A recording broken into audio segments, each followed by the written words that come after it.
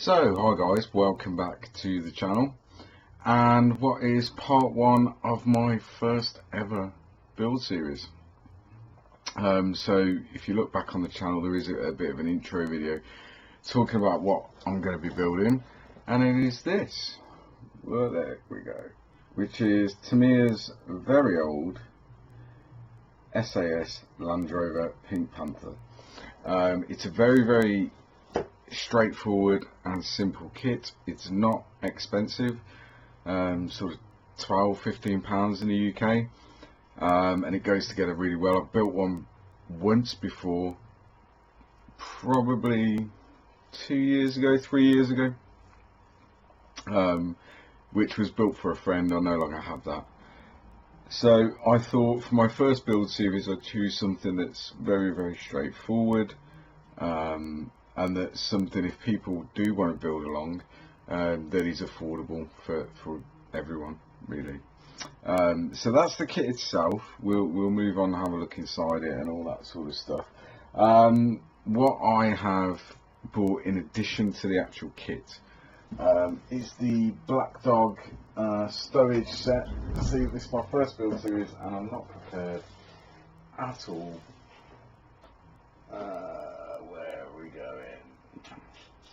I think it's this one. There we go. So it's that kit, which is about £20. It's resin, so you get resin grill, front of the vehicle, loads of stowage. We won't be using all of it because there is so much resin, weapons, etc. So that's what I'm going to be using, but there is no need. There's everything you need to build this vehicle within the original kit, so you can build it straight out of the box. So I am a little bit behind. I wanted to get the first part of this video out sort of beginning of March, so I'm a little bit behind, but just real life kind of took over. There was some things that cropped up at work that I had to sort out and do, so that's pushed me back a little bit. Initially I was hoping to kind of get this build series done in about 6 parts, but because it's my first one, it is going to be a massive learning curve for me, and it is going to be test and adjust. So I'm not going to put a number on it. I'm not going to say I'm going to do this in 6 parts. I'm just going to build it in sort of stages. I don't want the videos to be massively long, because people get bored. So I'm not going to put a number on how many parts there's going to be. I'm just going to build the kit to the best of my ability, show you how I do things, not necessarily the right way, but it's how I do stuff, and we'll go right from the building all the way through painting, weathering, aftermarket stuff, and hopefully at the end of it I'll have a decent model, a good representation of the actual vehicle. So for the build itself, that's it. Few shout outs over the last couple of weeks, 3 weeks maybe. Been getting really positive feedback from some of the videos on the channel, and that's translated into additional subscribers. So everyone that has subscribed, thank you so much. It gives me the impetus and the motivation to try and put more content out there for you guys that have subscribe to the channel, so thank you very much for that. If anyone hasn't, please do hit the subscribe button, the little bell notification, and then you can follow this series as the videos are released. But that's in no small part to members of the community that have shown their support through their YouTube channels and live shows and everything else. So a few shout outs. First one is Paul Breitling, Paul at ISM, International Scale Modeler, good friend of mine actually, and we're in hangouts all the time and everything else. But Paul has a very good YouTube presence and Facebook presence and online presence, so he's done a few shout outs for me, which has translated into subscribers. So if you're not already subscribed to International Scale Modeler, please do. There's loads and loads of content on there, build series, technique guides. There's so much to get your teeth into on there, and also there is a live show on a Friday night, 7:30 UK time, where the guys jump in, they do a live show, we look at what people have been building, what people have been buying, kit releases, and there's a bit of banter and everything else. So if you haven't ever watched that, then subscribe to the channel and go along on a Friday evening and have a watch and join in with the live show. I do make the odd appearance when work allows, and I'm not working. I make an effort to jump in and chat away with the guys on the live show. So yeah, go and have a look at that. International Scale Modeler. Second person is also part of the ISM crew, but has his own independent channel, Sharp is Models and Aquatics, and that's a guy called John Sharp. So John is a modeler, obviously, but he's also very much into kind of fish keeping and keeping aquariums and everything else, and actually a very knowledgeable guy. And the thing that you will like about John's channel is that there's no airs and graces with it. He literally sticks a camera on and he starts talking and starts showing you what he's doing, and he's a very, very good modeler. So go and have a look at him. Sharp is Models and Aquatics. Next one, who most of you will know of or know him, is Colin Wilkinson, Festa67. So Colin's been around the community for a long time now, and also does a live stream every Sunday that starts at 12:30 UK time, runs for a couple of hours, and it, you know, a similar thing where he showcases other people's work. It's not all about him. He does it with a guy called Dave from Dave's Model Workshop, and the two of them just sit there and chat and go through what people have been building and offer advice and answer questions and everything else. So if you're not already subscribed to that, please do. Festa67. You'll find him both on YouTube and Facebook. And what I like about Colin's stuff is he does kind of off the wall stuff. He will get a kit, he'll chop it up, he will change it, he will scratch build, he will do all sorts of stuff to it, and end up with something that no one else has ever done. And that's quite a skill, I think. Most of us can build out of the box and build it and follow the paint call outs and everything else, but to actually take a kit and make it your own completely is quite a skill, and he does that really, really well. Steve Muttram, Motti's Military Models.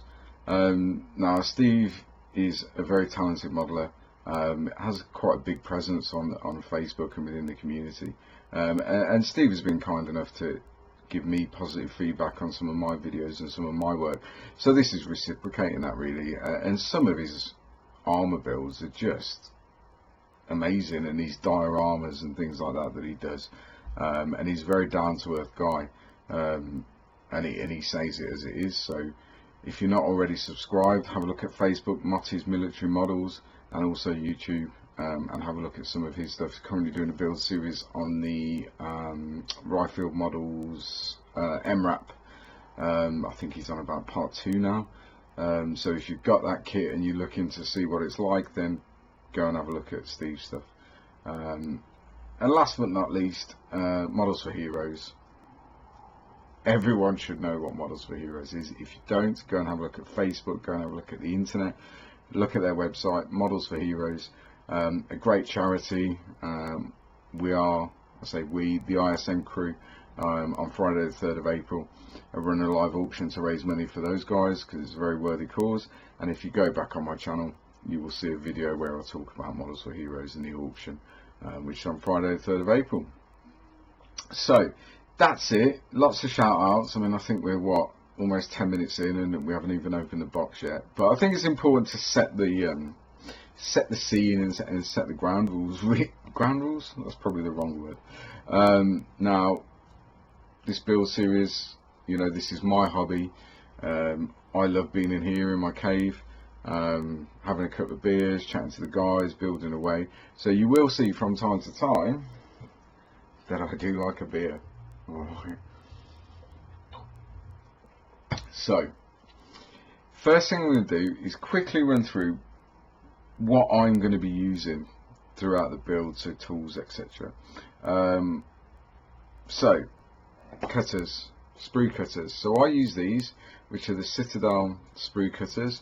They're not the cheapest, but they're not the most expensive. I initially bought them because I thought they were quite aesthetically pleasing. They look quite nice, but actually I really like them. They do everything that I need them to do. You know, there may be a time I'll upgrade to kind of display or all that stuff, but at the moment they do exactly what I need to do. So that's what I'll be using throughout the build. Tweezers, I'll be using Tamiya. So I've got two types of Tamiya tweezers. So the first one are the straight nose ones, and the second set are the curved nose ones, which can help you get into places, etc. Now Tamiya tools are, in my opinion, some of the best tools on the market. They're not the cheapest, but you get what you pay for. And those tweezers I've had for years now. They're still pointy, they're still sharp, and they do get abused quite a lot. So I'll be using those as the tweezers that I use. Knife, I don't have a craft knife. I use a Swan Morton dead basic scalpel with the straight edge blade in it, and it's a number 3 handle. Now there are lots of craft knives out there, the Tamiya ones, etc., that are really good. But for me, that does everything I need it to do. It's got some weight to it, so you know it's there, but it's very comfortable in the hand, and it allows me to do what I need to do. So that's it for the knife. Pin vise drill is going to be, again, it's Citadel, and I actually bought this at the same time as I bought the cutters. And again, there are more expensive ones out there, there are cheaper ones out there, but for me, it works well. I've had it for a few years now. It's never let me down. I've got several drill bits for it, and if we need to drill stuff, then that's what I'm going to be using. In relation to sanders, shameless plug here, but they're ultimate. And the clue's in the title. These are the best sanders I've ever used. I don't see any reason why I need to try anything else, because they do everything I need to do. We've got the spongy flexible ones, we've got the more rigid kind of board type, what's known as the chainsaw, which is a very harsh grit and will take away everything, various sizes in sticks, etc. The buffers themselves, so the blue side I use to buff once I've sanded, and then we flick to the white side and it gives that real smooth finish that we're looking for, obviously prior to primer and paint. So yeah, I can't recommend those highly enough. They're well known throughout the community now, ultimate modelling products, but their sanders are just, in my opinion, the best on the market. What else will we be using? So glue wise, we'll be using Tamiya Extra Thin, which is my go-to glue for styrene. It does everything I need it to do. And there may be occasion where you want something to dry a little bit quicker, so we use Extra Thin Quick Drying. So they're my go-to glues really. For the resin stuff that we're going to be using, and a bit of photo etch and that sort of stuff, I use Bob Smith Industries Instacure CA glue. Now obviously, as we all know, with CA glue it can take a while to dry, and sometimes you want it to dry really quick. So I use Bob Smith Industries CA Kicker or Accelerator, so it dries pretty much instantly. Now the way I apply CA glue, and Extra Thin sometimes, is I just use standard cocktail sticks. It allows you to get in really close to the part, and it's a cheap and an effective way of doing it. So what I would generally do, and if I'm working with photo etch or resin, because I like a beer, so I keep beer bottle tops that I can use, drop a CA glue on the top, another one with kicker on it, and then I just use a cocktail stick and apply it, and we'll see that throughout the build as we progress. So that's it. I've waffled now for almost 15 minutes, so I think it's about time we head down to the bench, get the box open, and start building Tamiya's Pink Panther. So stick with me. It's my first time doing this, and hopefully you'll follow the series all the way through. It'd be great to see if you guys are building along. Please feel free to post the pictures of your progress, etc., up on my Facebook page, Black Rifle Model Works. and it would be great to see other people's progress. As always, comments are welcome, and criticism is welcome. If you know, if the build series isn't what you thought it would be, or different camera angles, or whatever it is, then please leave a comment, and I'll try and address that as the series develops. If it goes well, I'll do more. If it doesn't go well or I don't enjoy it, I won't. But I do plan on finishing this. I'm definitely going to finish the model, but you know, showing it at each stage and what I'm doing. So let's stop talking. Let's head down to the bench and see how we get on with what is a very old kit. All right, see you down at the bench, guys. Cheers. So here we are. Gloves are on. I generally always wear gloves when I'm building. A bit OCD, I suppose. I don't want any kind of oil from my fingertips or anything on the kit. I try and minimize any sort of contaminants on the kit as I'm building. It's a bit of OCD. So I've got the instructions. So as I say, it's a very simple kit. There's not a lot to it. These instructions are the old fold-out type, and straight away we can see the yellow in it, how old it is. So what we're going to be doing today, because I want to break it up, I don't want to be sat here for hours and hours. So we're going to do step one, which is the chassis, putting in the drive shaft and the gearbox, etc. Some tow hooks. So we're going to do that bit, then hopefully move on. We probably won't do the wheels today, but we'll move on. We'll put all the axles and everything on it, and the leaf spring suspension and stuff. So you guys let me know what you think about the camera angle. I was going to do overhead. I'm just trying things out. As I say, it's the first time I've done it, so we'll see how we go. So first stage is we have essentially 3 screws. That one's not bagged. This was a second-hand purchase from eBay, and so obviously it's all complete, but someone's opened it out. We've got this nice light pink plastic, which will white out a bit, I think, on the light. I don't know if I turn my lamp down, we get that sort of flickering. So with the LED lamps, really they need to be on full strength. But if that's an issue as we go through the build, we'll try and address it. So firstly, we're looking for screw A, which isn't that one, it is this one. So we've got the old staples in the plastic, which some people don't like, but it's no big deal really. We can get that open fairly easily. So according to the instructions, if we look here, we need the actual chassis itself, which is part A2, and then we need all this bit with the drive shaft and everything else. So we're looking at this part here. Oh, there we go. This part here, which is A1. So I don't cut completely close to it. Leave a little bit of screw gate on there. And I picked the wrong part straight away. We're off to a flyer. Have I picked the wrong part? No, it's the right part. So as you can see, if I get a cocktail stick, actually we've already got the gearbox moulded in. We've got no ejection pin marks apart from on the fuel tanks there, here, and a tiny little bit of flash there, and then we've got a little bit of seam line there. Now I'm not going to get too concerned about those, because actually once this is together, we're not going to see those. So what we will do is go to our UMP sander.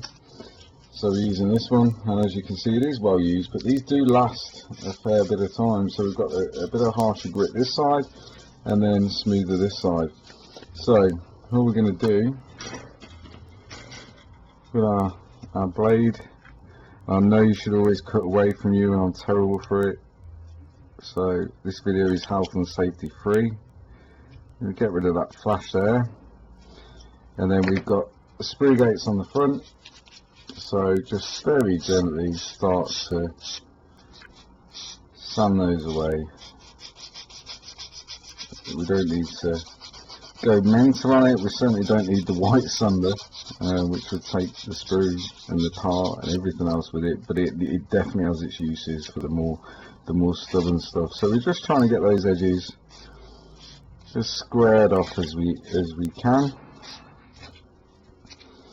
and then we're looking around now for the other sprue gates where we've cut it away from the sprue, and as we can see there's one here, so we'll just use the sander just to take that right back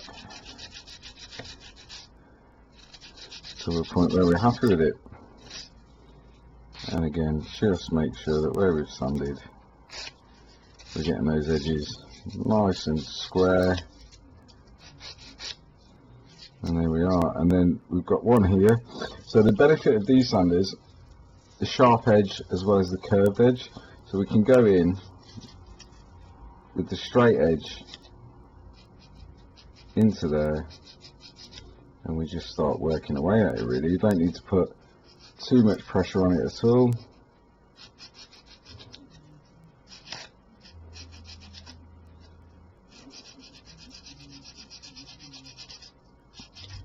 And very, very quickly we can see how it's taking that plastic away. And because of the straight edge, it allows us to get right up against there and maintain that right angle. What's the word? That right angle structure that is supposed to be there, really. And we're done. So looking around it, as I say, we've got these seam lines along here, but everything else is pretty much done. So we can go in against the seam lines using the straight edge and just literally a few swipes and they're pretty much gone. And we don't have to worry massively about these, because they're definitely not going to be seen once the model's together. I mean, everyone does it differently. There are some people that would, you know, spend a lot of time removing these, and for me, I'm certainly not going to be entering any competitions anytime soon or ever. So if I'm happy with the final result and it looks like it's supposed to look, then that's good enough for me. And at the end of the day, everyone uses the hobby for different reasons, and they do things in their own way. I mean, some guys that, you know, the level of detail they're putting on their kits and just phenomenal, and hats off to them. You know, they're building some fantastic models. For me, if I can turn out something that's average and it kind of looks like I thought it would look in my mind's eye before I started, then that's enough for me. I'm happy with that. It's a good stress buster, and we tend to get rid of it. So I'm happy that now they're at a level that, you know, those seam lines are at a level that I kind of wanted them to be. We are whitening out a bit on this pink plastic, so all I do then generally is just dust off the excess from where I've sanded, and that's just a standard makeup brush that you can get anywhere really, any supermarket or Boots or what have you, and that's it. And then I'll just give all over my trousers, just give the cutting mat a bit of a dust, so that I'm not putting it onto loads of dust. Everything will be dusted off before primer and paint anyway, but there we go. So I'm happy with that. So that's the first part, that's the chassis ready to go. So going back to the instructions, we're now looking for part A16, and and A19, they're all on sprue A. So if we look down, where are we going? So A19 is this big kind of drive shaft bit here. So we're just going to cut that off, being careful not to take off the locating pins that you can see at the top, which could be quite easy to cut off as you're removing the sprue gate, really. So just being careful. And there we go. So we have that part off, and we have got obviously where the sprue gate's been, and a little bit of a seam line around there. So again, we're going back to the sander, and we're just going to very gently sand that off.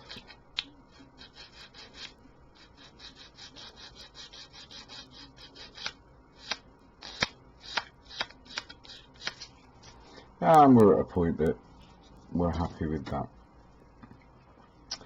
So that should, in theory, fit.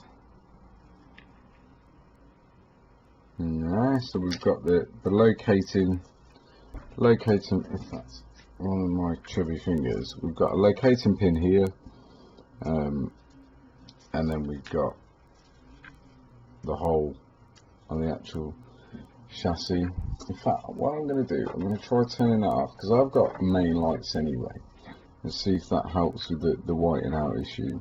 It does a little bit. So we've got the hole here and the locating pin just there. So that should tell you exactly where that needs to be. So if we dry fit that, and I do dry fit everything just so I've got it in my kind of mind's eye as to where I need to be putting stuff, really.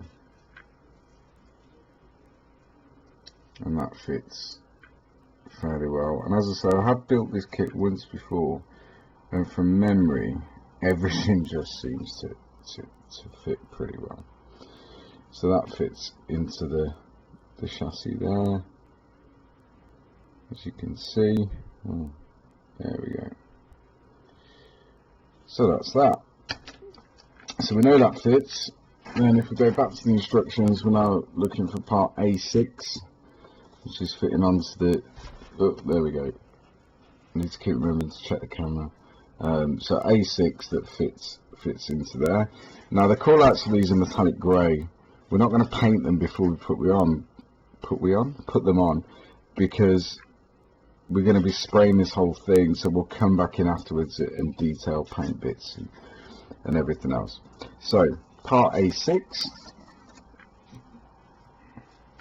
it's going back to sprue A, and we're searching, and there it is, a tiny little bit there that fits on the gearbox.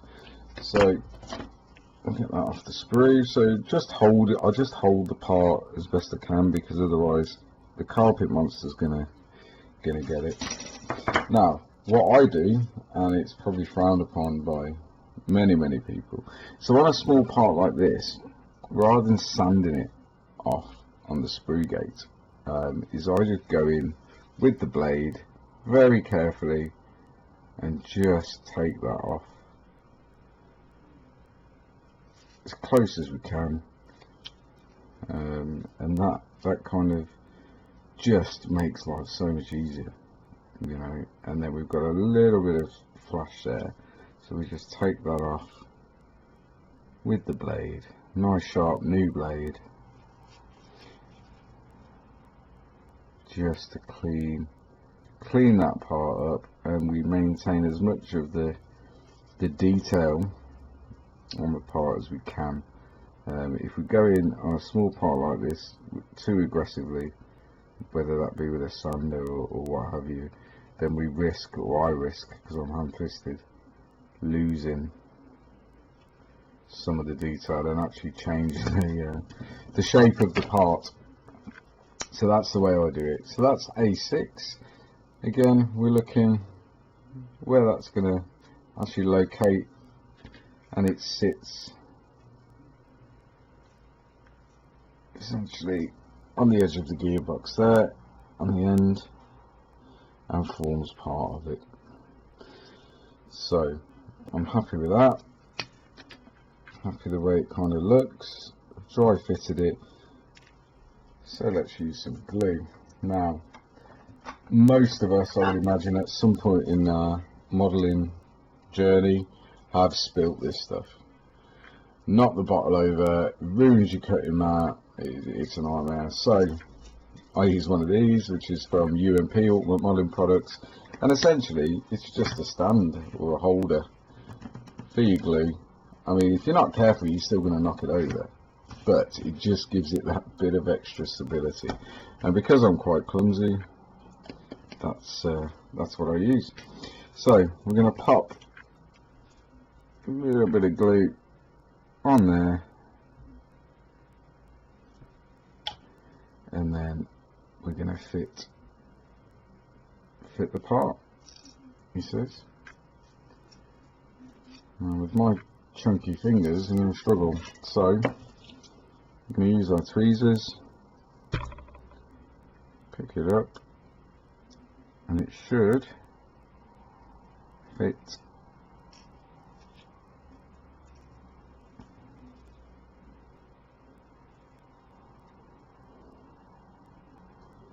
as we want it to, which is on the edge of the gearbox, or on the end of the gearbox. So it's in place, happy days. Just move it up slightly because I just want to minimise the join. Really, we want it to kind of look all as one. And obviously what extra thin does is it's quite a hot glue, and it kind of welds them together, so it melts the edge of the plastic, and that will minimise any kind of seam lines or joins. A little bit more on the top, push it into place, and there we go, done. So what it's telling us to do now, part A16, which we cut off, just fits on there like that, and then that gives the illusion that it's all one.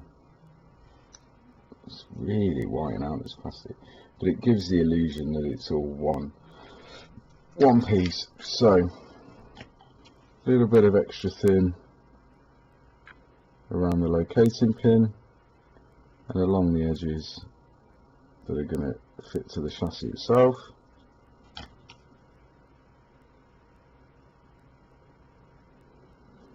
And there we go, and then we'll put a little drop just in the hole, the locating hole actually on the chassis, a little bit on the edge there, because we've dry fitted it, we know it's going to fit, and then pop it in place.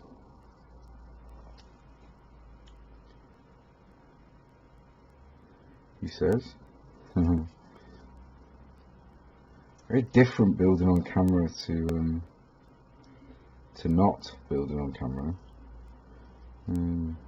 because you're very conscious that people are kind of watching, and a little bit of glue there, whereas normally we're kind of building away, solving any problems as they arise, and not really having to think about what we're doing, if that makes sense, or we'll certainly think about it to a level where we kind of explain it to other people. And what's actually happening there is that locating pin is just a tad too long, which is making it a bit unsteady. So what we'll do is just use our clippers, sprue cutters, and take the very edge off, and then that should now sit completely flush, he says.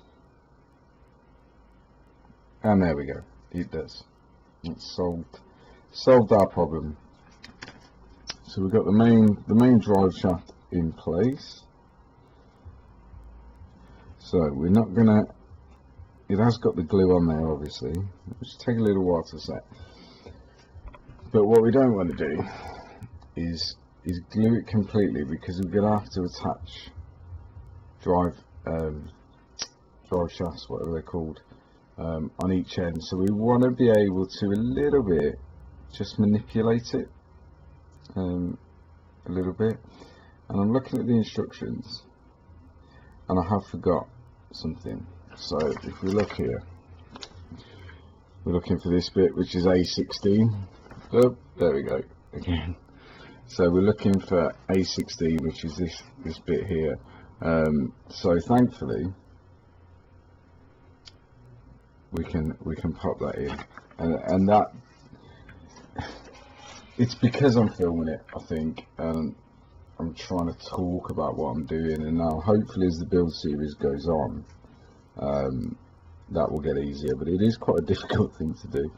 So A16 is here, so we'll just cut that off the spring, and then, because like I did before, I'm just going to take those off from the seam line with the blade rather than a sander, because a lot of this stuff is never, unless you pick it up and look underneath, you're certainly never going to see all that. I'm sure people will be losing their minds at the minute. You should sand it, but as I said at the beginning, I am by no means a expert modeler. I am by no means doing this build series to say to people this is how you should be doing it, this is the right way of doing it. I'm just doing it because I wanted to do a build series, and what I'm actually saying is this is how I do it. Whether you think that's right or wrong is up to you. Everyone does it their own way.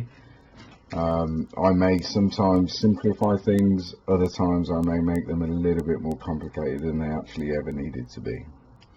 But this is how I do it. That's not to say that I'm not open to learning. I'm not stubborn, and if someone, you know, knows a better way that gives me the results I want to achieve, then I'm more than happy to listen and learn from more experienced people, and people that are better modelers. You know, that's what it's all about. It's all a journey. We're learning, and we should never be so close-minded that we can't learn off other people, because there's a wealth of knowledge and experience out there. So that one's in place. So what we'll do is a little drop of extra thin in there, and a little drop in there, and hopefully that's going to stick and hold it in place, and we've overcome the little mistakes that we made. That's the plan. So that's the chassis together. Now this is only step one, and it is taking a lot longer than it potentially would otherwise, but that's because I'm talking and trying to explain what it is I'm doing, and my kind of rationale for doing things the way I'm doing them. So we're looking for sprue B now to put on the front and rear bumpers, and we have sprue B. So we've got sprue, or part B30, B30, and that's the kind of front bumper. We then have B7, which is the rear, and then B1, which is a tow hook on the rear bumper. So again, now probably a little bit more cautious on these parts, because actually these are going to be seen. So I'm not going right up to the sprue. So that's the front bumper, and then do rear. So we just cut it off as close as we can, but not right up to it, because I don't want to damage the actual part itself. And then we're looking for B1, which actually isn't there. Haha, the first problem of buying a second-hand kit. So I'll do a quick check in the box and in the bags, and no, it isn't there. So we haven't got the tow hook. Now Excellent. So there are probably people out there that would now complain and everything else. At the end of the day, it's a very small part. It's a tow hook. I've got plenty of 35th scale tow hooks in the spares box that I can add to this. So I'm not going to get too upset about it. It is what it is. It's a second-hand kit. It's been posted probably several times over its lifetime. You know, this kit is a 1976 kit. We haven't got the tow hook. It's no big deal, you know.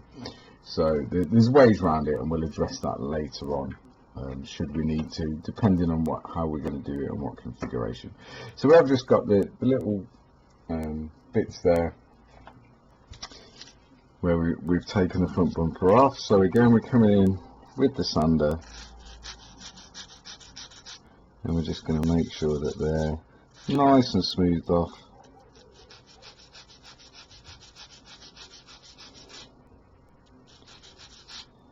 Because this is a part, as I say, that you'll be able to see.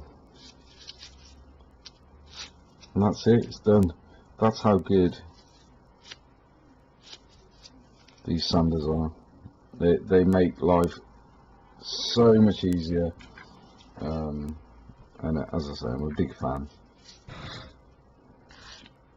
So again, we'll go in, sand it flush. Now, armour can be, in this way, quite forgiving. You know, if you have missed a little bit, or you haven't done it quite perfectly on the actual build process itself, armour is very forgiving, and things can be weathered. You can put tarps over it. You can do all sorts of stuff to mask your mistakes as the build goes on. But the key is, I think, if you can try and get it as good as you can during the build process, that when you do come to painting and everything else, your life's going to be so much more straightforward. It really is. So, rear bumper, and as you can see, the fit, considering how old this kit is and the problems we have with some of the more modern kits and fit issues and everything else, this thing just, you know, just goes together. There's no glue on there, and it's there. You know, it is a fantastic little kit, and one of the main reasons why I chose it. It's very straightforward. I didn't probably consider the issue with the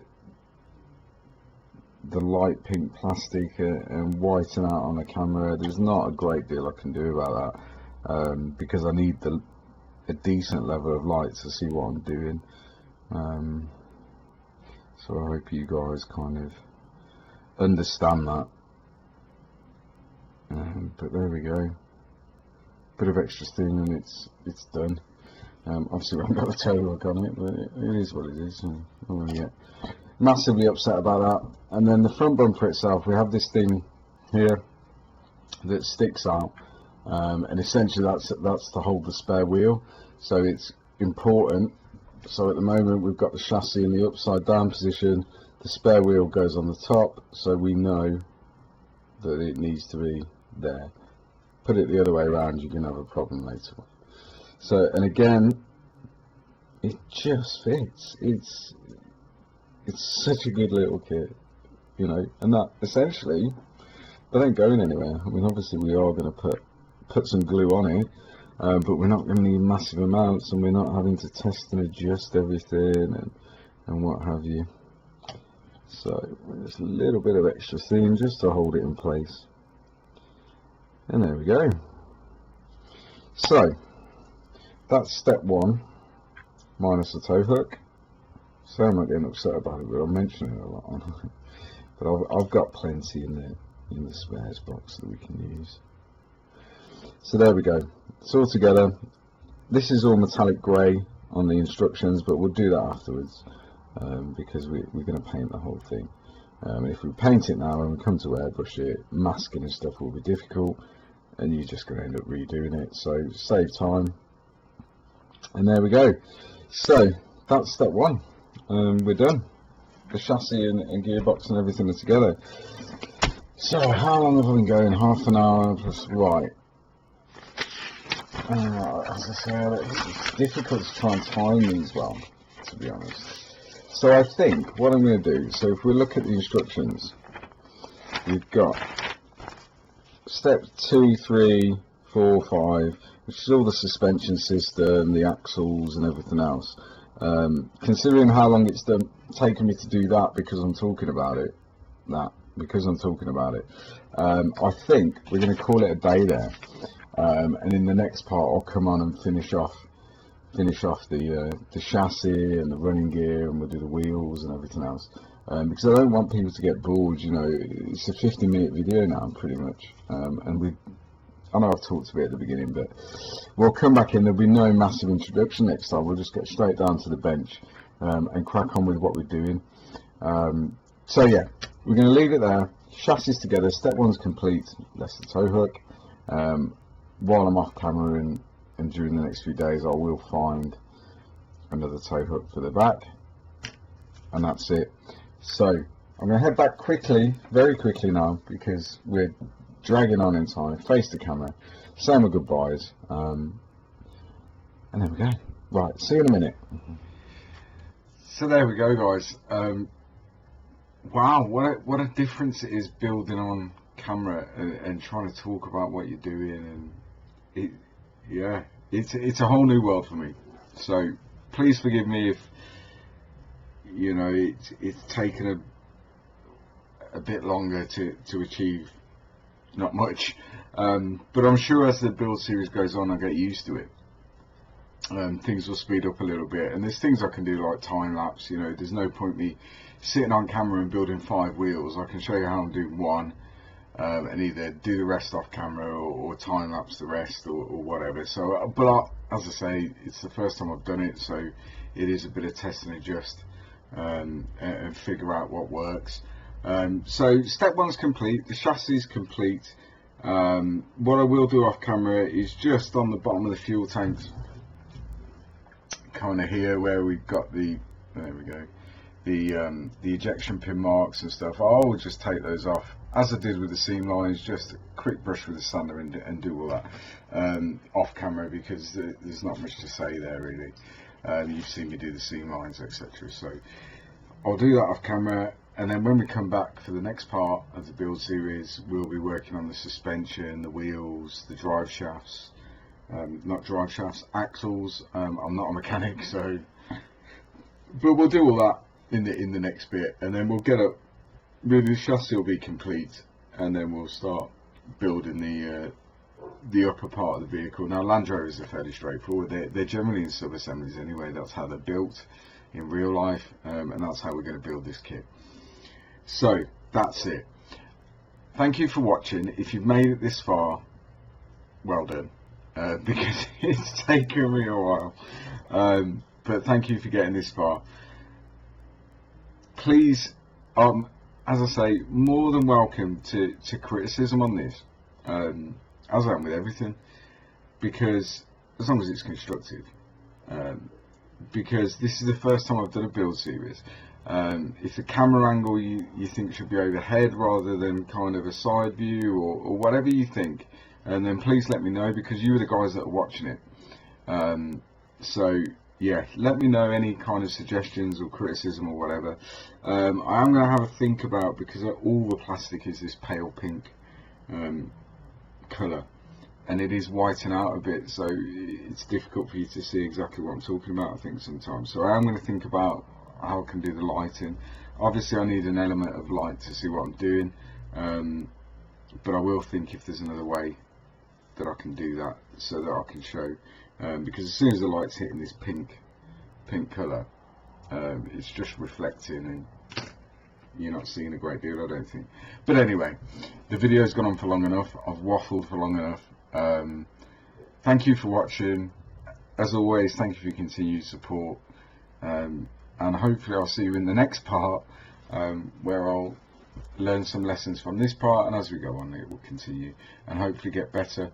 That's it. So thanks for watching. As always, stay safe, happy modelling, and I hope some of you out there have opened the box on the Pink Panther. So cheers, take care, bye bye.